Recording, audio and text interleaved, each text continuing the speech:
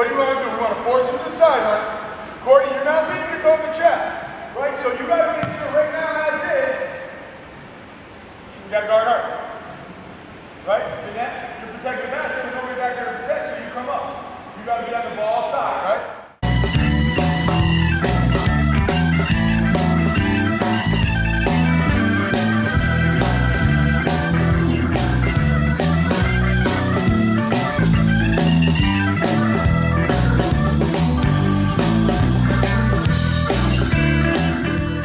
Well, we've always had an attacking, aggressive, fast-paced style. We're looking to fast forward that even another couple of levels.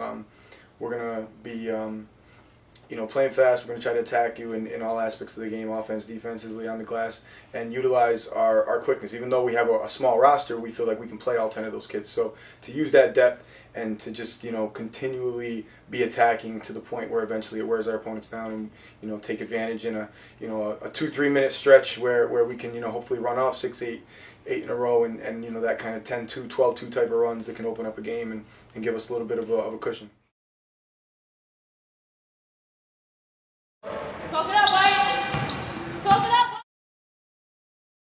That's the way that we intend on playing the entire season, in an attacking mode. So it's easier to adjust to that when there's not as many players. Get that left leg across.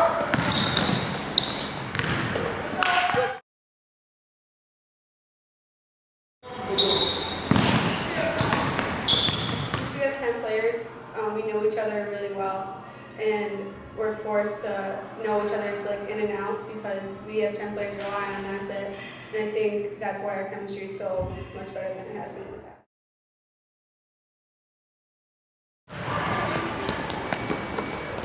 Practice has been really good. We're competing really hard to help each other get better, and it's really been great coming to practice every single day and seeing that not only are we showing up, but we're getting something out of it.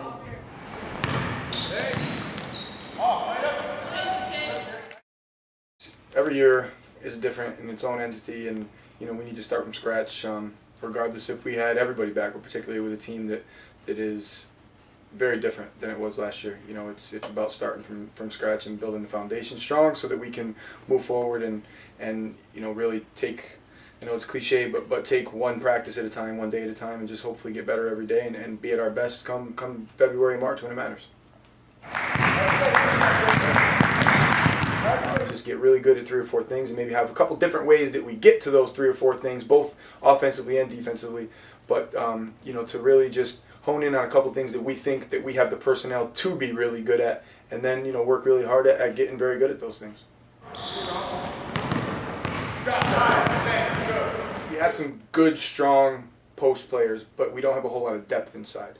So being able to play some lineups that maybe aren't as traditional, some 3-4 guard lineups where we're hoping to be able to utilize our speed and quickness and take advantage of being the more athletic and the quicker team. But again, that being said, we have some good solid post players, so keeping them out of foul trouble and on the floor is going to be a big factor as well. But I think using that versatility that we have, and we have a lot of guards who have the ability to guard multiple positions, and that gives us a lot of flexibility. And then as coaching staff, it's up to us just to figure out where to put them in the best places offensively because we can guard multiple positions like that.